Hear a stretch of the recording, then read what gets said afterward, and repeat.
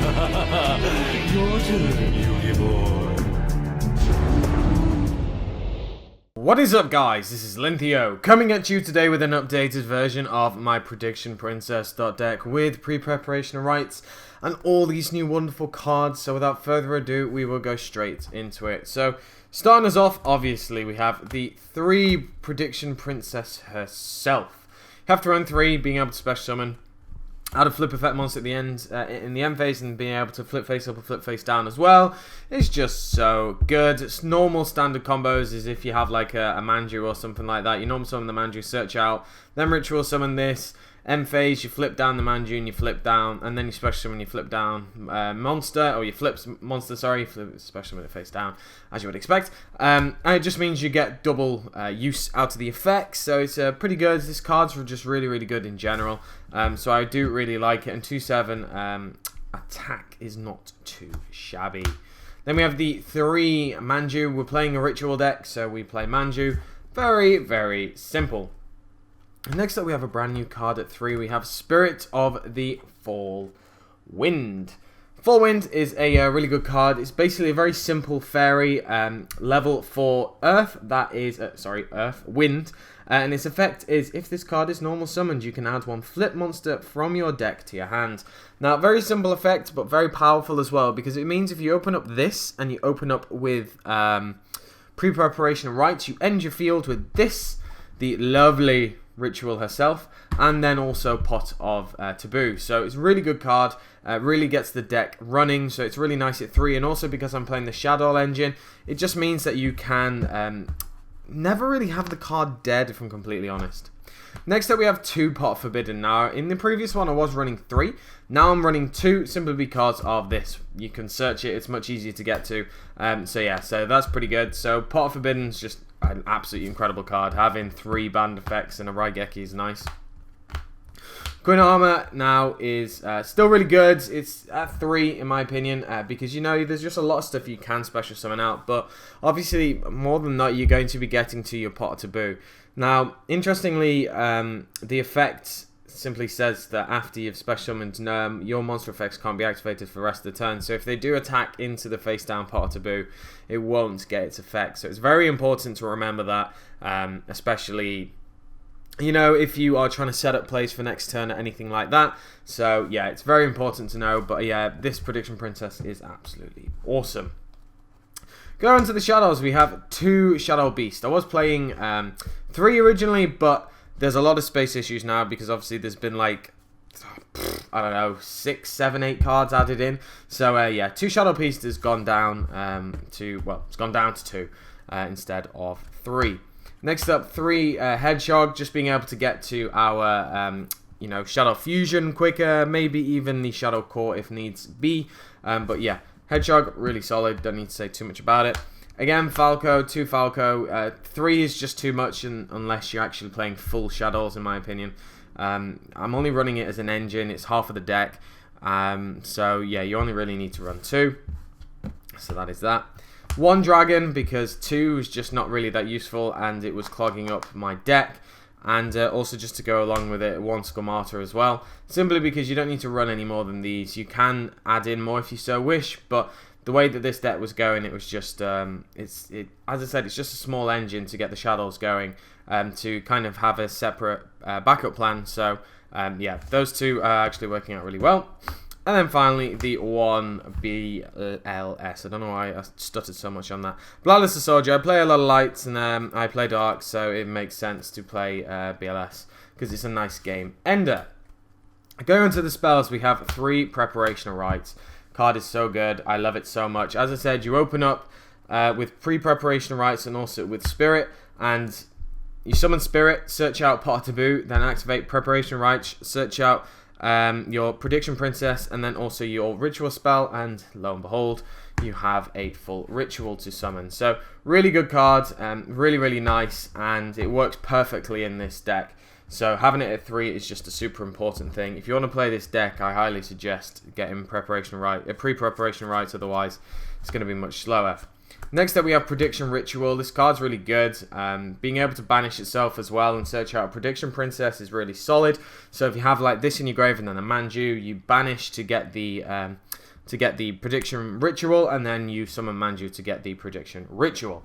So a lot of good plays with this, but just in general it's really nice, and I'm glad that you obviously can search it with prediction, with pre-preparation rights. Next up, we have 3 Shadow Fusion. So this is obviously the other engine in. Makes sense. Nice when your opponent has an extra deck monster on the field, so that you can, special summon from or send materials from the deck. But if you can't, it's not too bad to have it in the hand. So it all just depends on the different plays that you have available to you at the time. But 3 Shadow Fusion is pretty solid. 2 Twin Twister. Twin Twister is really solid as well, just discarding any of the cards that we don't need or want. Being able to set up Graveyard as well for the Prediction Princess if you want to get multiple use. Obviously, the Ritual can special summon flip effect monsters from your hand face down, but being able to use it with Twin Twister and then bring it back is much better value for your cards. So yeah, Twin Twister is just good. You can bump it down if you so wish, or you can bump up the amount of... Is it Dragon? Yeah, you can bump up Dragon if you want more back row removal in the actual monsters. It's completely down to yourself. So I just run Twin Twister because I like it quite a lot. The 1 Foolish Burial, you want to send stuff to the graveyard, so it makes sense. 1 Book of Moon. Obviously, we are relying on a lot of flipping in this deck, so Book of Moon is still really good. Still don't know why this is still at 1, but whatever. The 1 Shadow Core for traps. Shadow Core is just really good still, being able to be a level 9, which is very important, because it's just a straight up tribute for the Prediction Princesses, so yeah, really nice. Then we have 2 Solemn Strike, and I'll do it together, Solemn Warning, our little Solemn Brigade here, the 2016 Solemn Brigade anyway.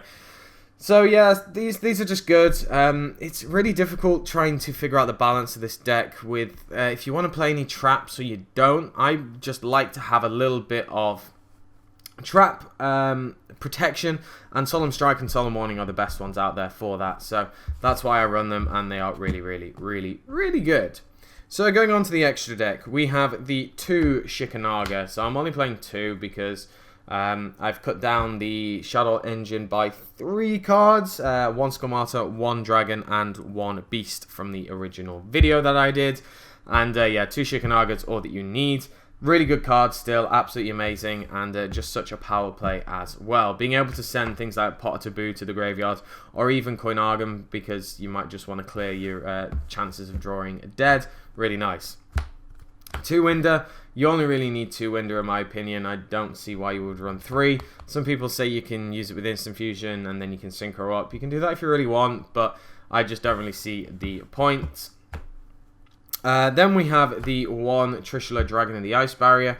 Still a really good card, can go into it, so it's nice. The 1 Crystal Wing, I love Crystal Wing, I really do like it. And there's very rare occasions, honestly, you can go into it in this deck. But when you do, it's such a power play, it's so nice. So I like having Crystal Wing in here. Then we have the 1 Scrap Dragon, just for some free poppage. The 1 Clear Wing, sorry, not Crystal Wing. Clear Winged Synchro Dragon. 1 Odd Eyes Meteor Burst, just because shadows are a thing. So, not shadows, sorry. Burning. Well, I'll try all this again. Cosmos is the biggest one that you're going to be using this against, really. So, yeah, it's really good. Burning Abyss as well. And then finally, Stardust Charge Warrior. I've taken out any of the level 5, like Armides, just because I hardly ever went into them, so I didn't really see the point.